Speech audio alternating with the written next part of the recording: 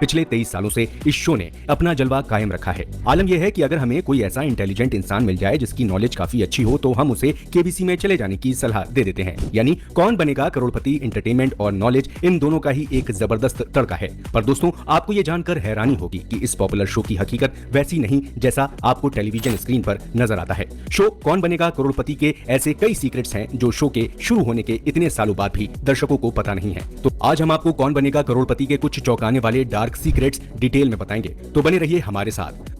दोस्तों, शुरुआत करते हैं प्राइज मनी से। अगर आप सोच रहे हो कि कंटेस्टेंट्स केबीसी में जीती हुई पूरी की पूरी रकम घर ले जाते हैं तो आपका अंदाजा बिल्कुल गलत है। दरअसल हर कंटेस्टेंट को जीती हुई प्राइज मनी का 30% टैक्स के रूप में देना पड़ता है। यानी अगर किसी ने केबीसी पर 7 करोड़ रुपए जीते हैं तो उन्हें घर ले जाने को 4 करोड़ 90 लाख रुपए ही मिलेंगे। मतलब साफ है कि आप केबीसी में कितनी भी रकम लें, आपके हाथ उन पैसों का 70% ही आएगा।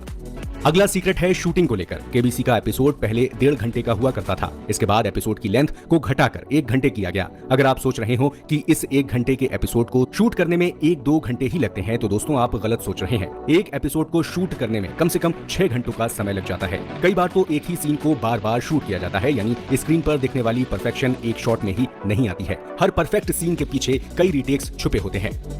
केबीसी का अगला डार्क सीक्रेट है हॉट सीट पर बैठे कंटेस्टेंट्स की दुख भरी कहानी देखने को लेकर। दरअसल केबीसी में गए कुछ प्रतियोगियों ने अपना अनुभव साझा करते हुए ये बताया है कि हॉट सीट पर बैठने के बाद जो उनकी क्लिप दिखाई गई उनमें उनका घर, पड़ोसी जैसे डिटेल्स सब फेक थे। अच्छी फैमिली से आने वाले कंटेस्टेंट्स को भी ऐसा दिखाया जाता है जैसे कि वो बेहद गरीब परिवार से हों। माना जाता है कि ऐसा करके चैनल टीआरपी बटोरने और दर्शकों को शो से इमोशनली जोड़े रखने की कोशिश करता है।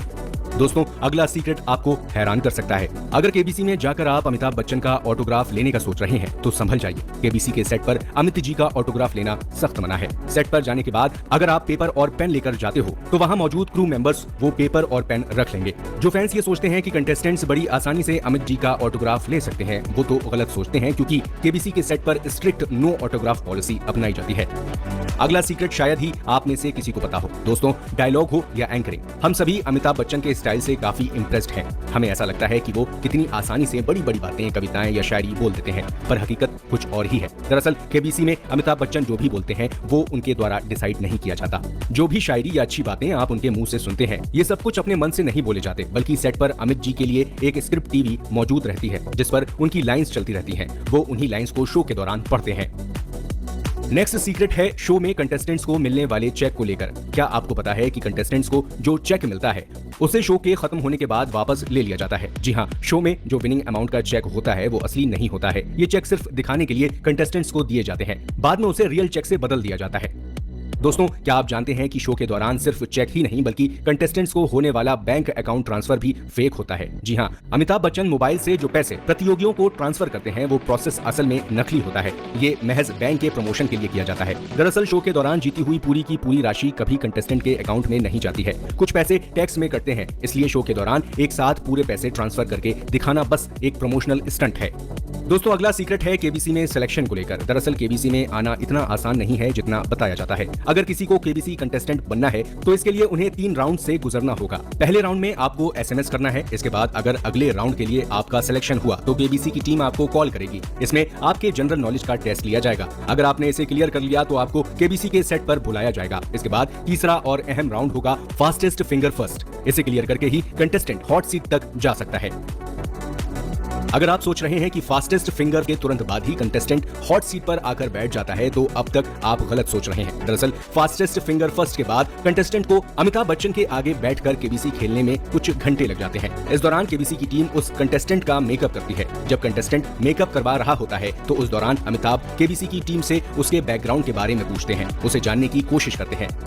दोस्तों, क्या आपको पता है कि केबीसी के होस्ट अमिताभ बच्चन एक एपिसोड से कितना कमा लेते हैं? दरअसल जब अमिताभ ने केबीसी की होस्टिंग शुरू की थी तब उन्हें हर एपिसोड के 25 लाख रुपए मिलते थे। पर वक्त के साथ अमिताभ बच्चन की दमदार होस्टिंग की बदौलत केबीसी काफी पॉपुलर हो गया और इस तरह अमिताभ बच्चन की फीस में भी इजाफा हुआ। अब अमिताभ हर शो के 3 से 5 करोड़ रुपए लेते हैं। यानी कंटेस्टेंट्स करोड़पति बने या न बने, अमिताभ हर एपिसोड के बाद करोड़ों रुपए घर ले जाते हैं। क्या आपने कभी ये सोचा है कि केबीसी पर आए सेलिब्रिटीज हमेशा ही 12 लाख से ज्यादा की रकम कैसे जीत लेते हैं? असल में कुछ रिपोर्ट्स की माने तो केबीसी पर सेलिब्रिटीज एपिसोड हमेशा ही स्क्रिप्टेड होता है। इन एपिसोड्स में जब भी कोई सेलिब्रिटी गलत जवाब देता है तो सेट पर मौजूद क्रू मेंबर्स उन्हें इशारा कर देते हैं, और तो और अगर कोई सेलिब्रिटी गलत जवाब दे भी दे तो उसका वो सीन फिर से शूट किया जाता है। दोस्तों अब आपको केबीसी का सबसे बड़ा सीक्रेट बताते हैं। केबीसी के प्रोमो में जो आप केबीसी का आलीशान सेट देखते हैं वो रियलिटी में एग्जिस्ट ही नहीं करता है। चौंक गए ना आप ये सुनकर? असल में प्रोमो की शूटिंग ग्रीन स्क्रीन की मदद से की जाती है। ऐसा तब होता है जब शूट रियल लोकेशन में नहीं होता और बाद में एडिटिंग की मदद से शूटिंग लोकेशन का बैकग्राउंड वहां जोड़ दिया जाता है। तो केबीसी के जो प्रोमो रिलीज होते हैं उन्हें अमित जी सेट पर नहीं बल्कि एक ग्रीन रूम में शूट करते हैं।